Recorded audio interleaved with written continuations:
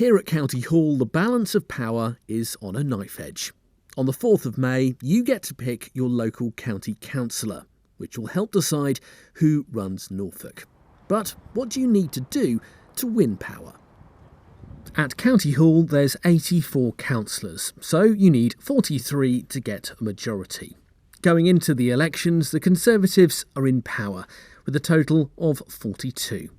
Labour have 14, the UKIP and Indp.group have 11, the Lib Dems have 10, the Greens have 3 councillors, 3 are non-aligned, and there's currently 1 vacancy. The Tories have only been in power since last May. They may be the biggest party, but up until then, all the other parties had worked in a coalition to keep them out of power. But that alliance fell apart. So with the numbers so tight, it's all to play for on the 4th of May.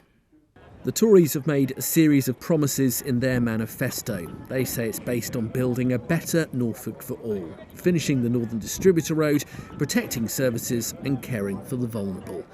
But it's important, they say, to have one party calling the shots. We've had 4 years. This last year has been the only year of real stability. And you don't need to take my word for it. You can see it in the atmosphere as you walk through that door. Prior to that, that was all over the place. Nobody knew what they was going to do next. And you could not pin them down because they weren't making decisions. Labour are looking to get back in power again, and they're pushing on supporting those who need it and making Norfolk a great place to grow up. Obviously, our children's services 4 years ago were in an appalling state. They've been improving, they're not improving fast enough. We want to make sure that young people get the best chance in life in Norfolk. Also protecting those vulnerable in our society, because Norfolk has a growing young population and a growing old population. So we have to look after them. It means bringing decent jobs to Norfolk and good investment, so there's prospects for children when they get a good education, leave school, there's jobs for them to do. But with the balance of power so tight, all the parties know their voice and the votes they win can make a big difference.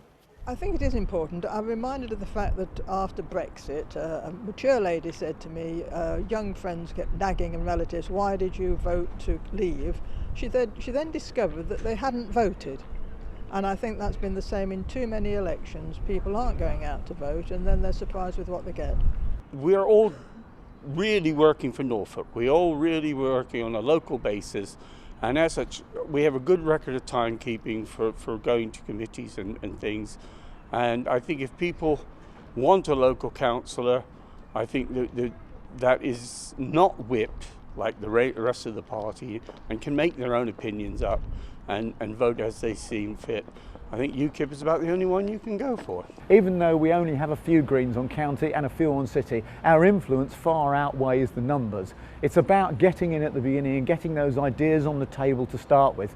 The other parties don't have any ideas about saving the environment and growing the economy all at the same time. They can only see one way of doing it. So the fight for your votes is on once again, and the fight to convince you who has the best plan for the future of our county.